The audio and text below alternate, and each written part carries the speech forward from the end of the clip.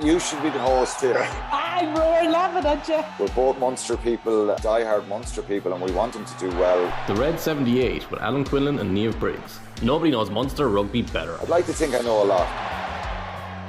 Hello and welcome along. You're listening to the Red 78 here on the Rugby channel. I'm Alan Quinlan, and with me as always is Niamh Briggs. I'm sure she's a very happy lady today. Tottenham won 5-0 against Everton last night. How are you, Niamh? Oh, Quinny, delighted with that win. So badly needed, I think. Harry Kane does it again. See a second goal. Volley over the shoulder. From an Irish point of view as well, Matt Doherty seems to be flying it there. He's doing well. Yeah, he's going very well. I was watching Sky News, Sports News this morning, and it's Matt Doherty. It's driving me demented. Or Harry Kane calls him Doey. Yeah. But it's great to see him playing well. Brilliant win. So badly needed. Yeah, Everton struggling a bit. But how was your weekend otherwise? You had a match and a good win at the weekend. We better talk about that. See how your coaching credentials are going and are improving. Look, it was a very busy weekend. I was in camp from Thursday on and belted back down the motorway to Bowes. We were playing Wicklow in the All-Ireland Cup semi-final. We had a good win. Weren't brilliant in our execution things, but lots to work on. We play Railway now in the final in 2 weeks' time, which is going to be a really difficult task, but looking forward to it. And it's great because it keeps the girls interested for another few weeks because the season's shortened, obviously, with Six Nations. So back up then and back into camp. And we had a really good weekend this weekend, I think. Greg's just building a really good environment. Players seem to be really enjoying it. They've been tested a huge amount. So don't have a huge amount of time. It's the thing, when you're coaching, you want to do so much. But we only have 2 more weekends before we take on Wales. So a lot of work to do before then. And how strong are Railway? So you play them in the final in a couple of weeks. You're probably going to give the coaches spiel here, talk them up, say they're great, we're the underdogs, all that kind of stuff, are you? Well, they won the league, so they're obviously incredibly good side. They've, double champions now. Look, they're very, very strong, very well coached. So we've got to be on our A game. It's a bit different because it's hard to gauge because no team has their internationals. But Railway's ability to build a huge squad, definitely works in their favour. I think they've got a lot of good girls. And when is the final on? 20th of March. That's Sunday, 20th of March. So that's a week before you start the Six Nations. So none of the internationals will play. No, none of the internationals. So it'll be good. It's a good opportunity for young girls to come into the squads, both squads now, and get that kind of final experience. So we're looking forward to it now. Just got to keep our heads down and hopefully now just get through the next 2 weeks in terms of training and make sure that we arrive in the best condition we can. So you had a squad announced last week, but Greg McWilliams announced a squad. I'm sure you, as an assistant coach, had some involvement to that. Are you laying all the blame on Greg McWilliams? Did he pick all the squad? No, we did it as coaching ticket, to be fair, and very much selected players that we felt that had played well over a long period of time. And what's exciting is so many young good talent in there. It's huge. Look, we're light on experience. That's very obvious. But hopefully we make up for it in. Sometimes when you're new onto the scene, you kind of hold no fear. So from that aspect, but look, we picked the squad and good people and good players, and that was really important to us. I just think the way training went last weekend, it's just we're building now, and it's really good. One high profile omission, Clean and Maloney, which Kevin Potts addressed. Obviously, there's a bit of hearsay and speculation that it's something to do with the letter that was sent into the IRFU and Clean's role in that. I'm sure that's one. It's probably a bit unfair, and I'm not going to ask you about that, but you're kind of damned if you do and damned if you don't in that situation. And Greg addressed, and I'm sure he will address it in the next few weeks. Just one other thing on that. How is the preparation gone, and what kind of structures and what kind of stuff do you have to do in the next few weeks to be ready for that Welsh game? Because there's a number of new caps. It's interacting them in the squad and getting ready for that first game and try and hit the ground running against Wales. Yeah, absolutely. I think for us, we've got to be really, fine in our detail. I think that's going to be really important for us. We've got to try and you got to find a balance too, Quinny. It's not, you can't overload them with information that they get bogged down in it, but you've got to make sure that they have enough that they can compete at this level. I think for us it's a real difficult task in terms of we're the only team in the Six Nations not going to the World Cup in September, so we've almost got a blank canvas to work with and try and build, and our expectations will be very different to probably the rest of those countries. So yeah, look, I think we're really looking forward to probably getting together the next couple of weekends in terms of just trying to lay more foundations.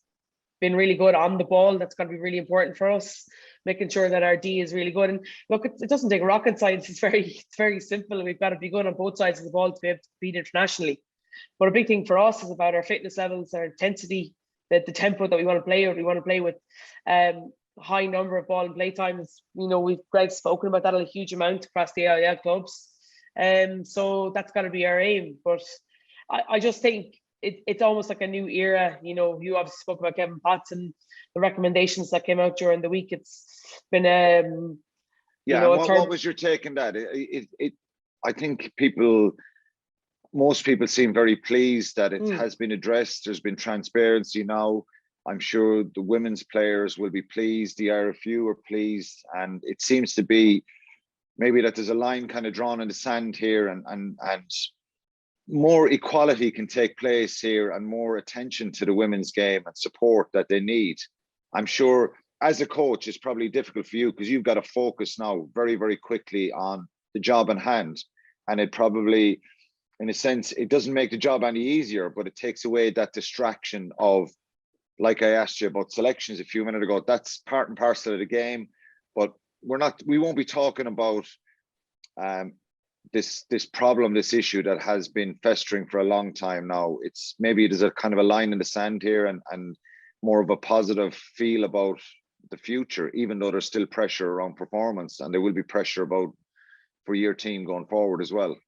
Yeah, hugely. Look, I think that we can't ignore what's happened in the past, but we've got to very much look forward to the future now. I thought it was brilliant that the RFU accepted all those recommendations. I know that the players were very happy with it too. And all it does is just puts the players in the best possible position to be able to perform at an international level. And I think that's the most important thing. We've got to look away from what's happening off the pitch and talk about the player now, and making sure that the players are well resourced and well equipped to be able to perform to their optimal level, and those recommendations will help them do that. So look, it's really pleasing, but you're right, and it's not to discount what's happened before, but for us now, we've got minimal time together. We've got to start looking forward, and you're right, it's almost a case of drawing a line in the sand and stepping over it and thinking, okay, look, this is where we are now, this is how we go forward, this is how we improve, and in all aspects, not just on the pitch but off it too.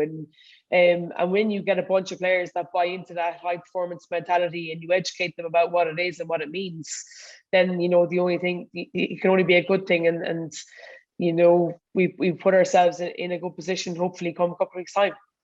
Yeah, and hopefully that support and positivity around the team is much higher now.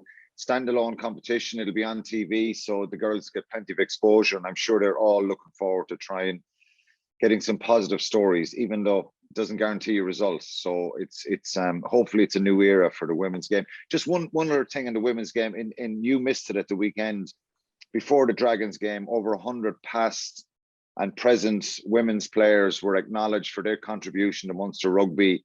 You were probably disappointed. You can't be in 3 places at one time, but you were probably disappointed you missed that. It was certainly a nice thing for the women past and present to be acknowledged on Saturday before the game. Yeah, look, it was huge. I was devastated to miss it, to be honest. But look, I do think that the way the women's calendar has gone now, it's really difficult to get free weekends. And to be fair to Wendy Keenan, she's the chair of the committee. She's worked really hard behind the scenes with the likes of Kate McCarthy, Regina O'Reilly, Gráinne O'Connell, all these people who had, really represented that Munster women's team from the very, very start. And but to see over 100 women there, Bank of Ireland, Keen's Jewelers coming in and presenting them with pins, it was lovely. And to see the photos, to hear the stories afterwards, it was huge, and just a really good acknowledgement of everything is that's gone before, and hopefully now that's probably going towards the future. There was a lot of young girls there as well, so and they were mixing with the old girls, and I think it was just class. It was a brilliant kind of, I suppose, reception or acknowledgement of all the hard work and the, you know, the fact that they've represented Munster over the years. Yeah, that's lovely for them, and I'm glad it's happening and happening on a more regular basis now. So just as always, we want our listeners to be to get involved. So I put out a tweet yesterday just on the Munster Dragons performance. We got a good few replies, Niamh. So we're going to read out. So you're going to read out some of them. We might stop and pause on one or two, but I'll let you read them out first, and then we'll have a quick chat about that Munster Dragons performance the weekend, which was pretty emphatic. Yeah, look, I think there was a really good response, obviously, because it was such a positive performance. But Philip Quinlan and Thomas King were both very similar. They were talking about, you know, that you can only really beat what's in front of you. They loved the fact that there was another young side going to South Africa, but both said like a good probably gain for Munster coming away from this would be like no injuries. So I thought, you know, coming home from Munster or South Africa with no injuries was really good. Your favourite, Jimmy Docks. I think Man United took inspiration from the Dragons' performance this weekend. Both teams gave up. Embarrassing. As a Liverpool fan, I'd say you were delighted to see that. I wanted Man United to win on Saturday. Jimmy Docks is a good Shannon man, but I wanted United to win so we could catch City. But yeah, they did give up a bit in the second half to Dragons. Yeah, look, Barry O'Brien is very similar. You know, difficult to gauge Saturday night given the Dragons fell apart early doors. We'll speak about that soon, but Munster pack dominated, gave Casey Crowley plenty of space to switch point, contact speed, and accuracy of Casey's passing was surgical. I love that. 2 wins in South Africa, but the pack will have to perform, especially against the Bulls. Carly J, it was good to see, and I love this, good to see them maintain the playing levels and not stop like they have in the past once they scored the bonus points. So there was definitely like a ruthless edge to Munster this weekend. Obviously, a lot of plaudits for Craig Casey. Martin Bramall, I think 5 points from the 2 games would be a great return, considering that we would head down light in the front row that Lockman has been called up to the Irish squad. Bulls will be a tough ask for this group, but as we have seen in the past, Munster can pull it out of the fire, stand up and fight. So I think that was kind of basically the general gist. Obviously, a great performance, huge plaudits for Casey, and a lot of, you know, thoughts about going down and how difficult. I think Munster fans are very much aware of how difficult the 2 weeks in South Africa will be. Yeah, and we've been speaking about this for a while. I think, as you say, the general theme there is really, really good performance against a team that have limited resources. Let's be honest. They were very disappointing. I think they had a great win against Connacht earlier in the season in the sports ground, but it was Munster being very good in my opinion, and Dragons being dreadful. And like Jimmy Dock said, they're giving up really, you know, giving up in the second half, dropping the heads, and that's a tough task.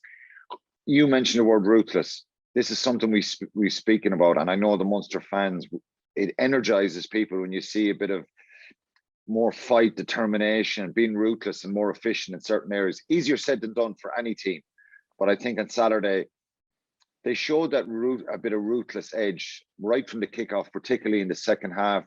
They just were going straight away, attack. So we've now gone from a situation where we look back, and if you talk about stats, and I do a lot, sometimes they're insignificant, but sometimes they are very telling. So we're back in Connacht, 45 passes in that game, Niamh. Really poor performance, and we say this respectfully to Connacht again. You know, they had a lot of fight, determination that night back in the start of January, end of December, and won the game deservedly. Munster at the weekend, I just go back to the passes last week against Edinburgh, 106 passes against a very strong Edinburgh side, and we saw the way they performed against Connacht at the weekend, a very, very strong, good side. But if you look at Munster's stats against the Dragons at the weekend, the one thing that really jumped out at me is 241 passes. So what's happened? Why are we passing the ball over 240 times now when we were only passing 40 times, over 40 times at Christmas? Yeah, look, I think a huge amount of that is part of the speed of the breakdown. I think it was so good this weekend. the cleaners or the barrels for Munster, whatever one you want to call them, completely just clearing straight past the ball. And at times the ball carry was so good that they, if they got to an edge, Casey was able to move the ball straight away without a cleaner going past the ball. So they've obviously gone away and worked a huge amount on a couple of things. So obviously their footwork around the contact zone, and their ability to come at pace from a clearing out zone, and therefore you're clearing long. So it makes it really difficult then for the defence to be able to put line speed on it. I also think we're seeing a huge amount of Munster attack play into space and soft shoulders as opposed to into bodies. Like you saw even the John Ryan break in the build up to try. Is their accuracy much better? Because in the last couple of weeks we've seen this since Christmas, since that kind of game, an endeavour to try and move the ball a little bit more, maybe an understanding that they've got to be a bit more expansive and have more variety. So we've seen glimpses of that. Was this a case of a lot of it just went together? And as a coach, I'm asking you as a coach, do you take the reality when you go in this week then and say it was only the Dragons, they were dreadful at the weekend? Or is it a case of maybe they needed this type of game to really execute and believe in themselves and get to that level, because some of the execution was top notch. Some of the tries were outstanding. Yeah, absolutely. You go in and you talk about how well they played. You talk about confidence builder, how you talk about all the hard work that you've done in training, the little detail, like I said, about that footwork in and around contact, about the clean, about the ability, their lines of running off the ball. That's all small, minute detail that maybe an average rugby supporter mightn't see, but when it works and you get good change out of it, you're buzzing after that, knowing that all that kind of little mini micro plays that you work on during the week comes to fruition in the bigger picture. And I think that's been huge. So I don't think you speak about the Dragons at all. I think you speak about yourselves and how when you get to a point in the game where, you're getting over that gain line, how ruthless you can be, how effective you can be in terms of once the pass is good, once the catch is good, and all that kind of positive confidence building stuff. And as a coach, when you can show little glimpses of lines of running, the shape of the squad and attack, and then you get that end result of a try. I know from a player, and I'm sure you know it as well from a player and a coach now, that's really fulfilling. And it's kind of like a coach standing in a room saying, look what happens when we do this right. Okay, there's a different type of defense, and we have to keep saying that at the weekend than what they'll face in the next 6, 8, 10 weeks between now and the end of the season. But it's very fulfilling and rewarding. And I think this group, and essentially, I think from a confidence point of view, they needed that. But I would hope that someone in the rooms would say, well, there's a different task ahead of us in the next couple of weeks. But from a confidence point of view, very, very important. Yeah, look, huge. And look, I don't think they're under any illusion of what they're going down to in South Africa for the next couple of weeks. But I do think you got to take the moment and the near and the now. And I think when you look at, say, for example, Jack O'Donnell, who's trying on the 24th minute, the easiest place to attack is in your own kind of 22 area, because that's when they fill the backfield and there's always going to be space in the front. And I think, that kind of, play by Dan Goggin out the back, and you've got front runners that are hitting hard lines, and you look to play it out the back, and then Mike Haley makes the break, and Jack O'Donoghue's work rate, like, he is insane to be able to get up and make that try. That's a product of what they've painted, the picture that they've painted throughout the season. So if you're Dragons and you're looking at Munster and you're talking about previewing them and reviewing them coming into that game, you think, okay, anytime they're in their own half to kick the ball, so what we'll do is we'll just fill the backfield. So they fill the backfield, and Munster picking and have a look, and they run it because there's so much space there. And that's the kind of game appreciation, that awareness that, probably we haven't seen from Munster a huge amount, but we're starting to see glimpses of it over the last few weeks, and we just see it in the culmination of a really good 80-minute performance this weekend. Okay, just to move on from this, standout performance for you. Oh, look, Craig Casey was outstanding, wasn't he? It's obviously like he's come back from getting game time last week with Ireland to been so good. His range of passing, his decision making was excellent. His kicking, was so good, and that gives him that platform. But you've also got to remember the reason why he was so good was because of the work we spoke about inside him. I thought Chris Farrell was excellent, Jack O'Donoghue. I thought Mike Healy was brilliant again. He's so unselfish in his work. I thought Jack Zebo as well. defense. Zebo only handled the ball 4 times against Edinburgh, scored 3 tries. This time he got more involved. He looks like he's getting a bit sharper as well. You mentioned Jack Crowley as well. I thought his hands were superb. His defence as well, and a big point of the case. I wanted to ask you this about your opinion. Gavin Coombs goes into the second row in the second half, and is that an option going forward to get him into an Irish squad? I don't know. I'm asking you from a forward perspective. I don't know. We'd have to see it. Of course, you can play there. I played in the second row a few times myself, and it's probably not something that you would.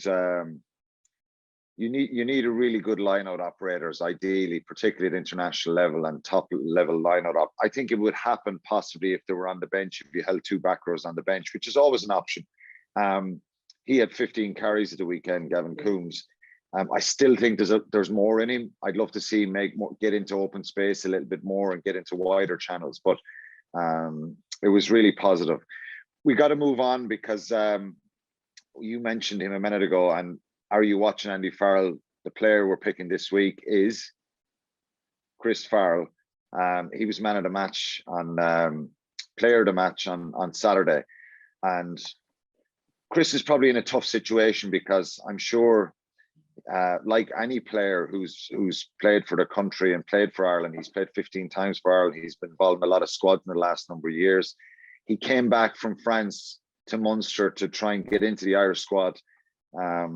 You would want to be up with the Irish squad. But I just think his attitude in the last couple of weeks has been top notch. He's a great pro. I consistently hear that about him. He's a positive guy. He's had a lot of injuries. You go back to the Wasps game in December, he'd been out. That was his first involvement this season with Munster. So he hasn't a huge amount of games. But the reason I'm picking him is because obviously he's been in Joe Schmidt's squads before. And I think back to the World Cup, the performance when he came on against Scotland in that first pool game.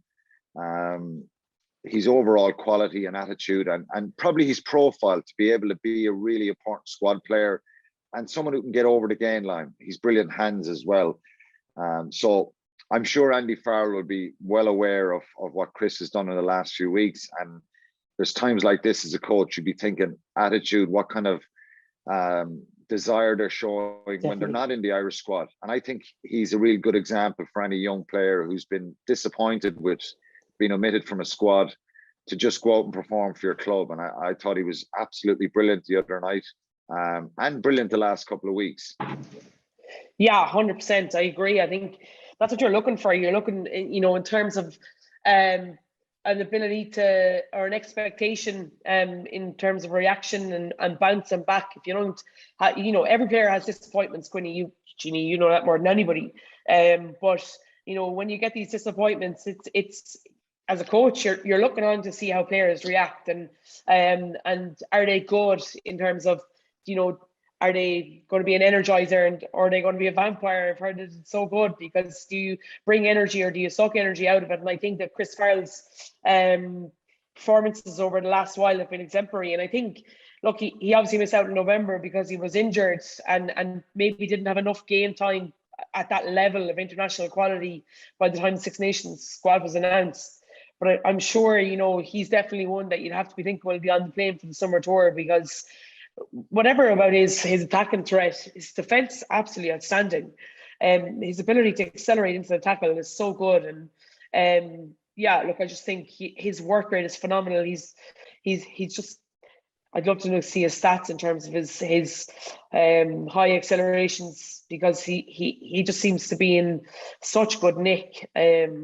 So yeah, look, and this maybe there's a perception that Chris is a bit of a basher, and he's good at that as well. He's very good at close contact, getting his hands through, and he's very physical and strong, big man. But I think the reason he's played really well in the last number of weeks is because Munster are trying to go to the edge. They're trying to get some width in their game, and his hands are exceptional. He's a brilliant passer, and plus you get the ball in his hands more often than not, early, not off real slow ball and expecting to bash it up, because he wants to get in a bit of space and get offloads and beat defenders. And I think Munster beat 33 defenders beaten at the weekend was 33 times, which is a very high number as well, 11 offloads. So someone like Chris Farrell can create that ability to offload, and it's by getting to the edge. He had 17 carries in the game.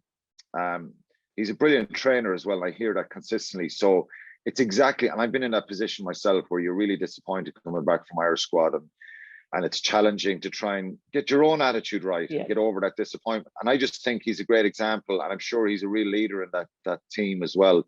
And he's not just at the weekend. In the last number of weeks, he's been really top notch for Munster. So credit to him. And he's our Andy Farrell Are You Watching player this week. And I think Andy Farrell will be quite aware of what Chris can do. And he's worked with Chris for a number of years, as well as when he was assistant under Joe. And I'm sure he's very conscious of that. Okay, we're going to move on to, we'll talk about the Bulls, what the challenge ahead in South Africa in a few minutes. But just, I want to have a quick chat about Ireland-England at the weekend. We spoke about the Italian match and what they could get out of that. It was difficult.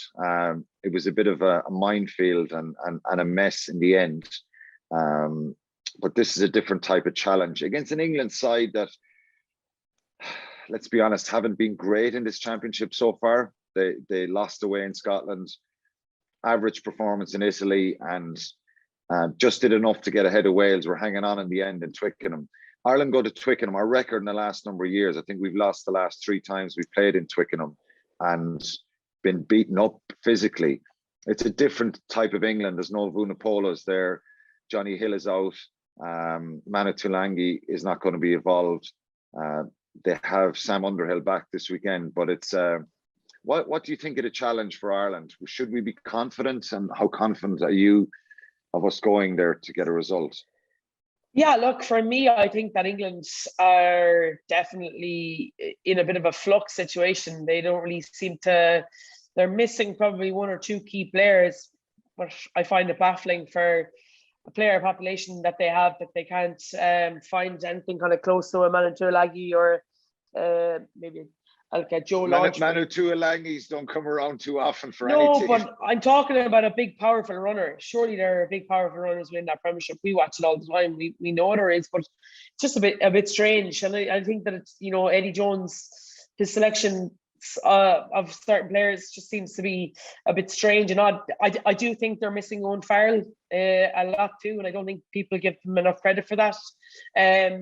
So yeah, look, I think for me, Marcus Smith's been he's obviously been their golden boy probably for the last while. I think he's an incredible footballer. I think he's absolutely class. But I feel if you shut him down, and I'm not talking about shut him down and start to play, I'm talking about shut him down and phase 3, 4, or 5, then you're nullifying England's threat, and which is a bit mad to think that everything goes through him.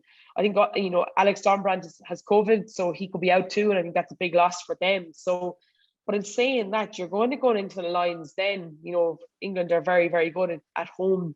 The likes of Harry Randall's, ousted Ben Youngs, and he's been playing very, very well at 9. And I think with Launchbury coming back in, it brings Courtney Laws. These guys, they're getting a little bit of stability back in that pack. I do think Luke Candick is going to be a huge loss for them. He's a big loss, as is Andrew Porter for Ireland. So they kind of balance. They balance each other out. I think Ireland should be going with, well, I know they've no doubt that they'll be going with confidence because of the way they're playing at the moment. And I do think, having lost to France away, getting a win against England would be a big statement of where they are and where they're going. I think it's a must-win game for Ireland, given where we were in November and the really positive start, and even the context of losing by 6 points to France. A game France deserved to win. Don't get me wrong, but from an Irish point of view, if certain things were better and they were more accurate, they could have won that game against a very powerful side. I think, and I said this at the start of the tournament, what's a good return for Ireland from the Six Nations? I think 4 out of 5 wins. Winning either in France or England They didn't win in France. I think they kind of have to win. I think they're good enough to win and should expect to win at the weekend, which is very, very risky. Just one other thing I want to ask you is, Eddie Jones usually comes out and slates the scummy Irish, or that was a couple of years ago at a dinner he did. And look, I didn't really read too much into that because things get said at lunches and dinners that shouldn't be taken into context too seriously anyway. And then a couple of years ago, he said, I think it was 2 years ago, this fixture, that Ireland were the United Nations of rugby. He's now giving us compliments. So should we be worried that we got compliments?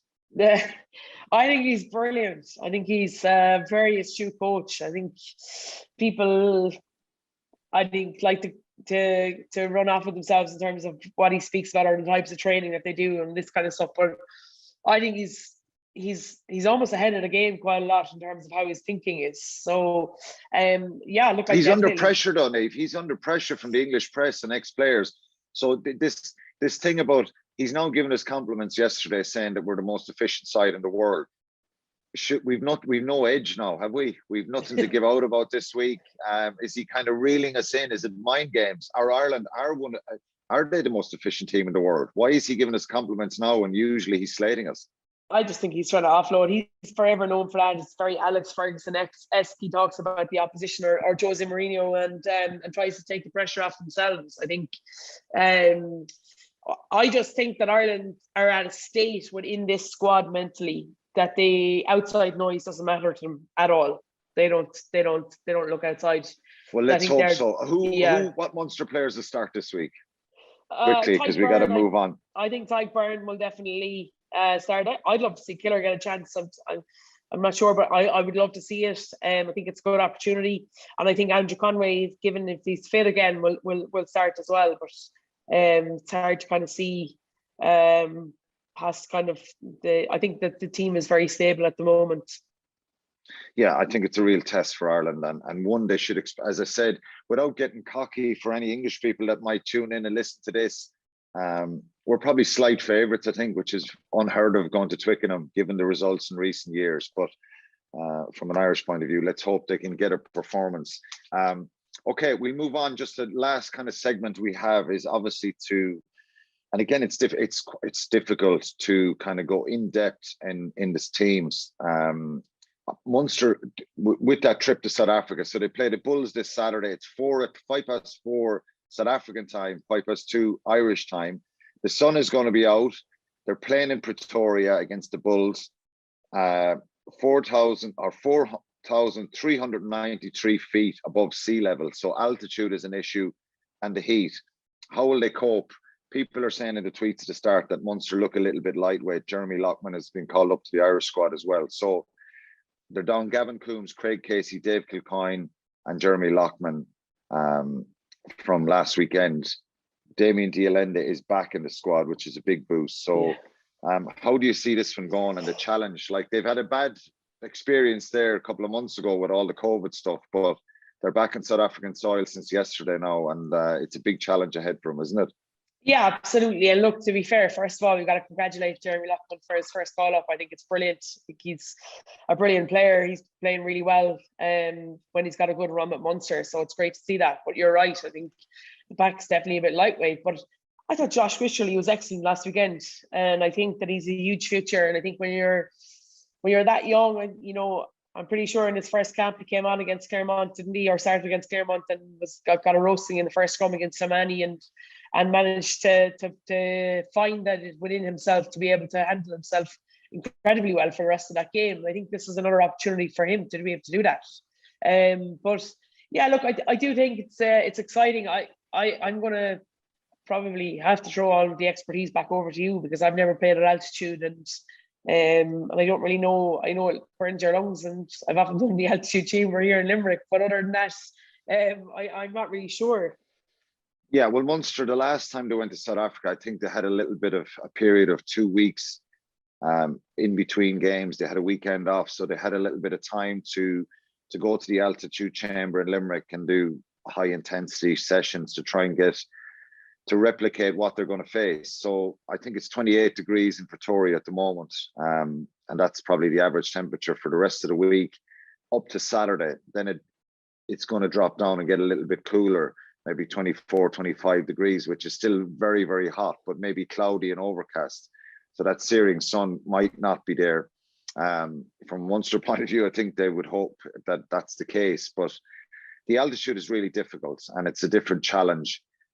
Some teams, particularly at international level, and we did this in 2004 when we were on tour before we went to Bloemfontein and to play tests, and then Joburg. That the Bloemfontein one, actually, sorry, that's at altitude as well. We played our first test there in 2004 with Ireland. We stayed down in Cape Town and kind of flew in on a Friday. So some teams do it. You go in early, train at altitude for the week, or go in late in the week and hope that I don't know. That's the science behind it. You either go in early or go in late, not in between. So I think they're going to have. It's going to be challenging, definitely. The oxygen level depletes when you're playing at altitude. The ball travels much higher, and I think for the type of game that Munster and Irish teams in particular, and I know the other Irish provinces will experience in the next period of time between now and the end of the season, Irish teams like to play at a high intensity, and we would back our fitness. The systems here are very good, and this Munster team are pretty fit, but that kind of negates it a little bit, and it offers a different type of challenge. So from an Irish point of view, you notice a massive difference. And I went back down to South Africa in 2015 with Ireland. And I remember, I think I said this in the last pod we did in November. I went in Joburg, I went into the gym and did a running session on a treadmill. And I felt like I was literally running up a hill the whole time. It was just totally different, much harder, less oxygen. So that's difficult, and you can't. The only thing though, Quinny, right, is that the ball flies longer and higher. So the likes of Ben Healy could probably kick it from his own goal. Yeah, possibly. But I just think to play that high intensity game that you want to against a very, very physical South African team, because that's the reality. I think Munster fans know this. It's going to be very physical at the weekend, and they're going to try and impose themselves. That's the way they play, the South Africans. They're not really a side that have a huge amount of current Springboks. They have a number of players, Cornel Hendricks at the winger, Lionel Mapoy in the centre. He actually played one of the tests, I think, or maybe two of the tests in 2015 with Damien Dialende against Ireland, Mapoy in the centre. Of course, Arno Botha is there. He was with Munster, so he's trying to probably pass on some info on the type of team Munster are, their techniques, and their strategies and all that kind of stuff. And Marcel Coetzee, who played for Ulster, played brilliantly with Ulster. And of course, Bismarck du Plessis on the bench. He may start. Morna Steyn may start. Maybe he may be involved as well. So when I say it's current Springboks, but they have quality. They have a number of good young players. Chris Smith, the out half, has said yesterday in his press stuff that Damien Dialende is obviously a game changer for Munster. I think it's brilliant to have him back. But he did talk about the altitude and the heat, and he hopes it's a scorcher on Saturday. So it's difficult. So Munster have got to try and manage the tempo of the game, and that can be difficult. So what do you have to do? Hold on to the ball, try and not turn it over, and play in the right areas. And then, if you have those dry conditions, and you have to have a go as well. So I think the real key for this is how Munster manage their set piece, the physicality, and try and retain possession. But it's going to be a difficult challenge. The Bulls have played 10 this season and lost 6 games. And a lot of those games were at the early parts of this competition in the cold in September here, when, you think back to Jake White, their coach, he was shocked at the wind and the rain in the sports ground in their second game. So it's a big challenge for Munster. And I just think mentally, and this is what I was talking to you earlier about, going from that emphatic win last week to what's acceptable in the next 2 weeks. You're a coach, so you got to be a realist here. And you wouldn't openly say it as the coach, but I think one of the tweeters said 5 points from the 2 games. I think that is a good return. So you at least win one of the games and maybe get a losing bonus point in the other. Of course, they'll want to win the 2. What's your take on it? Yeah, look, I think I think that's a fair assessment, to be fair. You know what I mean? And I think that Munster have been on a really good run for the last few weeks in terms of performances and results. And I don't think we can discount the confidence that will give this group. So Yeah, look, it will be a tough couple of weeks, but it'll be a real test to see the character and the resilience that this group have. I think it's hard to put a win lose or points or a performance probably aspect to it, because to be truthful, I don't know a huge amount about playing down at altitude and change that does to your body. So but yeah, look, I think I'll be interested to see how they get on Saturday and hope that they can do well against the Bulls. Yeah, the Bulls beat the Zebra in their last game in Italy, 45-7, and the Sharks actually beat them at home the week before. So they're not, as I said, they don't have any current Springboks, a lot of good young players, but a lot of experience. So it's a real physical test for Munster. Let's hope they do well in the next couple of weeks. And I think this is one of the games, both these games they could be game changers for some of these players as regards the perception and where the negativity that was probably with the team around Christmas. But let's hope they can do well. It's a tough task. To win these two games is tough. And then once they come back from South Africa, they play Benetton at home, and obviously they're into Europe. They've Leinster and then into Europe. So it's a tough couple of weeks. Just on a little bit of gossip and news, Matt Gallagher last week, he's gone to Bath. Maybe Chris Clote, it's been rumoured, will end up in Bath as well. We missed that last week. But just on and I think this is out in the press, Graham Rowntree was interviewed last week. We're waiting for this head coach role to be finalised. He was interviewed. It's been the press last week, and hopefully in the next week we will know where we're at on the coaching setup, and we can debate that. Are you still have you any gossip on the coach? I'm thinking you're around Limerick a lot more than me now. Have you any gossip? No, just similar to what you're hearing as well, and I think you're right. I think we'll know hopefully in the next week or two, and I think it's important because the sooner you can set your head coach. It's gone on a long time, hasn't it? Whether whoever's wrong, or whether maybe it's right. I think you're right to take your time in terms of making sure they got the right guy, and but also I think once that's set in stone, you can start looking for your assistant coaches. You can't do that when you don't have a head coach. So look, I think it's definitely an interesting time for Munster over the next few weeks, hopefully. Okay, we've got to leave it there. That's episode 22 of the Red 78 done and dusted. To make sure you get your podcast straight to your phone every week, just search the Red 78 and press subscribe. And don't forget to get in touch with your thoughts next week. And it's a strange time because at 4:05, Ireland are playing 4:45. So people will have to watch one or the other, or press the record button and watch them before or after. So you can tweet us at Rugby Channel or search for a Rugby Channel and leave a comment. And we'll see you next week. Thanks again, Niamh. You had a busy weekend. I'm sure you'll have another busy one coming up this week. Thank you. Yeah. Thanks, Quinny. Thanks a million. The Munster Rugby Podcast. Red 78 with Alan Quinlan and Niamh Briggs. Nobody knows Munster Rugby better.